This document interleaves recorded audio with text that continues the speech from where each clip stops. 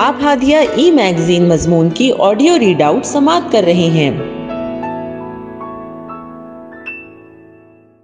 سامعین السلام علیکم ورحمۃ اللہ وبرکاتہ۔ میں نازیہ عمر ہادیہ کے شمارہ مئی 2023 کے مضمون کی آڈیو پروگرام میں آپ کا استقبال کرتی ہوں۔ آئیے ہم اس کا آغاز ہادیہ کے زمرہ عکس ہادیہ سے کرتے ہیں، جس کا عنوان ہے بقا کا آخری قلعہ اسلام، اور اس کے رائٹر عطیہ صدیقہ ہیں۔ اللہ تعالیٰ نے پوری کائنات کو تخلیق کیا اور ان میں سب سے افضل و اشرف مخلوق انسان کو پیدا کیا، اور انسانوں میں دو اصناف بنائے، مرد اور عورت۔ ان کے اندر کئی طرح کے جذبات و میلانات وضعیت کیے اور ان کی تسکین کے لیے حدود متعین کی۔ ان میں سے ایک جنسی میلان ہے، اس کی تسکین کے لیے نکاح کی حد مقرر کی۔ نکاح کے شرائط اور اصول و ضوابط، زوجین کے حقوق و فرائض اور دائرہ کار مقرر کیے۔ نکاح کے ذریعے ایک اجنبی مرد اور ایک اجنبی عورت پاکیزہ بندھن میں بنتے ہیں اور ایک خاندان وجود میں آتا ہے۔ نکاح کے مقاصد میں سے ایک اہم مقصد نسل انسانی کا تسلسل ہے۔ خاندان سماج کا بنیادی ادارہ ہے۔ اس ادارے میں سربراہ کی حیثیت مرد کو حاصل ہے۔ مرد اور عورت اس ادارے کو ایک خوشگوار ادارہ اسی صورت میں بنا سکتے ہیں جب وہ حقوق اور فرائض میں اعتدال رکھیں، حقوق کی طلب سے زیادہ ذمہ داریوں کی ادائیگی کی طرف متوجہ ہوں۔ مستحکم اور مضبوط خاندان کی بنیاد تعلقات کی خوشگواری یعنی محبت، عزت، احترام، عفو و درگزر اور ایثار و قربانی جیسی صفات پر استوار ہوتی ہے۔ ضروری ہے کہ گھر میں شوہر اور بیوی کے تعلقات، اولاد اور والدین کے تعلقات اور بھائی بہنوں کے تعلقات مضبوط ہوں۔ ایک فرد سماج میں بہتر کارکردگی اسی وقت انجام دے سکتا ہے جب وہ ایک پرسکون گھر کے ماحول میں پرورش پا رہا ہو۔ اگر گھر میں اطمینان، فرحت، الفت و محبت ہو تو وہ باہری دنیا میں بھی یہی کچھ تقسیم کرنے والا ہوگا اور اپنی سماجی اور معاشی زندگی میں بہتر طور پر کام کر سکے گا۔ لیکن اگر معاملہ اس کے برعکس ہو تو وہ گھر اور سماج کہیں بھی خوشیاں بانٹنے والا نہیں بن سکے گا اور ذاتی زندگی میں بھی اپنے فرائض کی انجام دہی بہتر طریقے سے نہیں کر سکے گا۔ آج جن حالات سے ہم گزر رہے ہیں وہاں خاندانی نظام بری طرح متاثر ہوتا نظر آ رہا ہے۔ زیادہ دور نہیں، صرف ایک نسل پیچھے جا کر اپنے خاندانی نظام اور اقدار پر غور کریں تو اندازہ ہوگا کہ آج ہم کہاں کھڑے ہیں اور خاندانی نظام میں کتنی تبدیلیاں آ گئی ہیں۔ زوجین میں محبت و مودت اور وفاداریاں، والدین اور بزرگوں کا احترام، بھائی بہنوں کی آپسی محبت، مل جل کر ایک دوسرے کی تکالیف اور پریشانیوں کو دور کرنا، گھر کے افراد کی مشکلات کو دور کر کے خوشی اور اطمینان محسوس کرنا، باپ کا اپنی اولاد پر محنت کی کمائی کو خرچ کرنا اور ماں کا اولاد کی پیدائش اور پرورش میں اپنے جسم و جان کی پرواہ نہ کرتے ہوئے اپنا خون و جگر پلانا وغیرہ۔ موجودہ دور میں اکثر گھروں میں یہ سب باتیں قصہ پارینہ بن گئی ہیں۔ خاندان کے اس انتشار پر غور کرتے ہیں تو اس کے کچھ اسباب سامنے آتے ہیں۔ ان میں سے کچھ امت مسلمہ کے اندرون میں پائے جاتے ہیں اور کچھ کا تعلق بیرون سے ہے۔ امت مسلمہ میں خاندانوں کے انتشار کا اہم سبب دینی اور اسلامی تہذیب سے دوری ہے۔ تاریخ کے مطالعے سے یہ بات متششع ہوتی ہے کہ جب تک امت مسلمہ اللہ کی کتاب قرآن مجید اور سنت رسول صلی اللہ علیہ وسلم پر عمل پیرا رہی، تب تک نہ کسی تہذیب و ثقافت سے متاثر ہوئی اور نہ ان کے عائلی نظام زندگی میں کوئی تہذیب شغاف ڈال سکی۔ دوسرا اہم سبب یہ ہے کہ ہندوستانی تکثیری سماج کے اثرات کے زیر اثر بہت سی برائیاں اور اسلام مخالف رسوم و روایات کو قبول کیا گیا اور دینی و اسلامی اقدار و روایات کو چھوڑ دیا گیا، جیسے عورتوں کا مقام و مرتبہ، وراثت کا اسلامی نظام، جہیز کی لعنت وغیرہ۔ تیسرا اہم سبب جس نے امت مسلمہ کے خاندانی نظام کو درہم برہم کیا وہ دینی تعلیمی نظام سے دوری اور مغربی تعلیمی نظام کو اپنانا ہے، جس میں مرکزیت نہ انسان کو حاصل ہے اور نہ اللہ کو، بلکہ اس کا اصل کام سرمایہ داروں کے لیے ورک فورس تیار کرنا ہے۔ آج ہمارے معاشرے کی تہذیبی اقدار کو متاثر کرنے میں اسی تعلیمی نظام اور اس سے بننے والی سوچ کا بڑا دخل ہے۔ اس کے علاوہ کچھ ایسے اسباب ہیں جن کا تعلق عالمی سطح پر ہونے والی سرگرمیوں اور نظریات سے ہے، جس میں سرمایہ داری، مادیت اور انفرادیت وغیرہ ہیں۔ ان نظریات نے لوگوں کے طرز فکر اور عقائد کو متاثر کیا ہے اور لوگوں کو دولت اور مادی فوائد حاصل کرنے کی دوڑ میں لگا دیا ہے اور ان کا حصول ہی خوشی اور کامیابی کی اصل بنیاد قرار پایا۔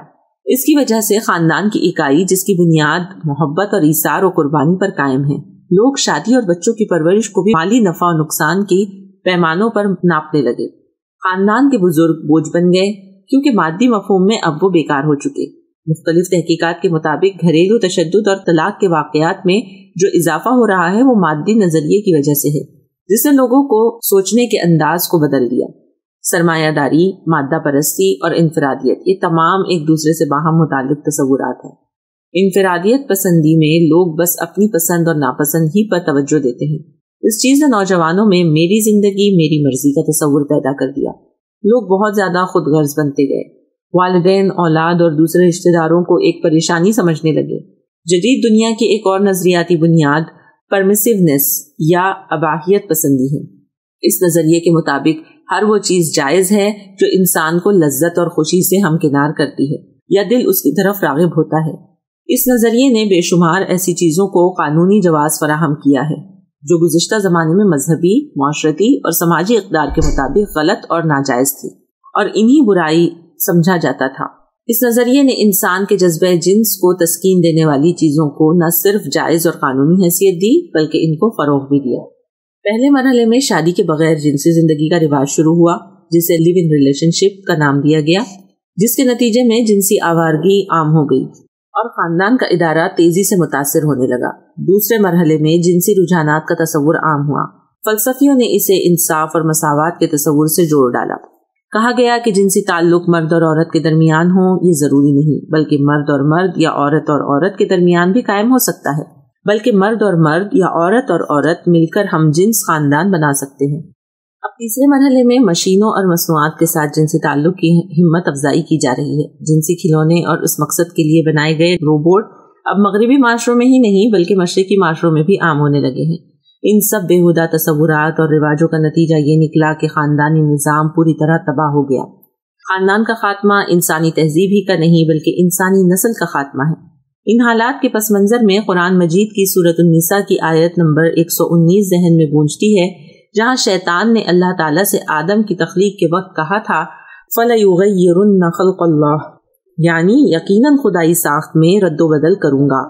آیت کے اس حصے کی تفسیر میں مولانا مودودی رحمۃ اللہ علیہ تفہیم القرآن میں لکھتے ہیں کہ انسان کسی چیز سے وہ کام لے جس کے لیے خدا نے اسے پیدا نہیں کیا، اور کسی چیز سے وہ کام نہ لے جس کے لیے خدا نے اسے پیدا کیا ہے۔ بالفاظ دیگر وہ تمام افعال جو انسان اپنی اور اشیاء کی فطرت کے خلاف کرتا ہے، اور وہ تمام صورتیں جو وہ منشاء فطرت سے گریز کے لیے اختیار کرتا ہے۔ اس آیت کی روح سے شیطان کی گمراہ کن تحریکات کا نتیجہ یہ ہے، مثلاً عمل ہم جنس پرستی، جنس تبدیل کرنا، ضبط ولادت، رہبانیت، برہمچاری، مردوں اور عورتوں کو بانجھ بنانا، مردوں کو خواجہ سرا بنانا، عورتوں کو ان خدمات سے منحرف کرنا جو فطرت نے ان کے سپرد کی ہیں، اور انہیں تمدن کے ان شعبوں میں گھسیٹ لانا جن کے لیے مرد پیدا کیا گیا ہے۔ یہ اور اس طرح کے دوسرے بے شمار افعال جو شیطان کے شاگرد دنیا میں کر رہے ہیں، دراصل یہ معنی رکھتے ہیں کہ یہ لوگ خالق کائنات کے ٹھہرائے ہوئے قوانین کو غلط سمجھتے ہیں اور ان میں اصلاح کرنا چاہتے ہیں۔ خاندان کے انتشار کا جائزہ لیتے ہوئے یہ بات سمجھ میں آتی ہے کہ الہی تعلیمات کو چھوڑ کر خواہشات نفس کی پیروی کی جائے تو اسی طرح تباہی اور بربادی پیدا ہوتی ہے۔ الہی تعلیمات میں فطری، عملی، سادہ اور متوازن خاندانی نظام کو پیش کیا ہے۔ اسلام ہی اب خاندان کا آخری قلعہ باقی رہ گیا ہے۔ ان حالات میں امت مسلمہ کی ذمہ داری ہے کہ پورے اعتماد کے ساتھ اسلام کی خاندانی نظام کو موضوع بحث بنائیں، خاندان کی اصلاح کے سلسلے میں بیداری لائے۔ سب سے پہلے تو ہم اسلام کے خاندانی نظام کو اس کی پوری روح کے ساتھ اچھی طرح سمجھیں، اس کی آئلی تعلیمات، آئلی زندگی کی قدریں، آئلی زندگی سے متعلق احکام، اسلامی شریعت کے مقاصد، ان سب کا گہرا فہم حاصل کریں۔ دوسرے سماجی تبدیلی کے لیے جو علم و صلاحیت درکار ہے وہ حاصل کریں۔ مغربی تہذیب کو پھیلانے کے لیے نہایت منصوبہ بند کوشش ہو رہی ہے، ان کا مقابلہ روایتی طریقوں سے ممکن نہیں۔ اس کے لیے سماج اور سماجی مسائل کا شعور اور سماجی تبدیلی کے وسائل پر قدرت ضروری ہے۔ ذرائع ابلاغ میں میڈیا اور social media, seminar, workshop, debate, جمعہ کے خطبات کا مؤثر استعمال ہو۔ مسلم معاشرے میں لڑکے اور لڑکیوں کی وقت پر شادی کی جائے اور شادی کو آسان بنایا جائے۔ غیر ضروری رسم و رواج کو ختم کر کے عورتوں کو اسلام کی عطا کردہ حقوق سے واقف کرایا جائے۔ مسلم خواتین کو مغربی طرز زندگی کی خرابیوں سے آگاہ کیا جائے۔ مستحکم خاندان کے لیے سماجی سپورٹ کا نظام بھی قائم کیا جائے، مثلاً شرعی پنچایتیں، کاؤنسلنگ کے مراکز، شادی سے قبل تربیتی پروگرام، وراثت کی تقسیم میں مدد کا نظام وغیرہ۔ مسلمانوں کو عملاً اسلامی خاندان کا نمونہ پیش کرنا ہوگا۔ اس کی برکتوں اور منفعتوں کو ساری دنیا اپنے سر کی آنکھوں سے دیکھ کر اور محسوس کر سکے گی، جس کی برکتوں اور منفعتوں کو ساری دنیا اپنے سر کی آنکھوں سے دیکھ سکے اور محسوس کر سکے۔ ہادیہ مضمون کی آڈیو سماعت کرنے کے لیے شکریہ۔ امید ہے کہ آپ کو پسند آیا ہوگا. ہمیں آپ کے مشورے کا انتظار رہے گا. اپنا مشورہ، تبصرہ اور مضامین editor@hadia.in پر ارسال کریں اور ہادیہ ای میگزین کے مضامین کو پڑھنے کے لیے ویب سائٹ www.hadia.in سبسکرائب کریں. انشاءاللہ ہم اگلے ہادیہ ای میگزین کے شمارے سے دلچسپ مضامین کی آڈیو لے کر حاضر ہوں گے. تب تک کے لیے اجازت. اللہ حافظ.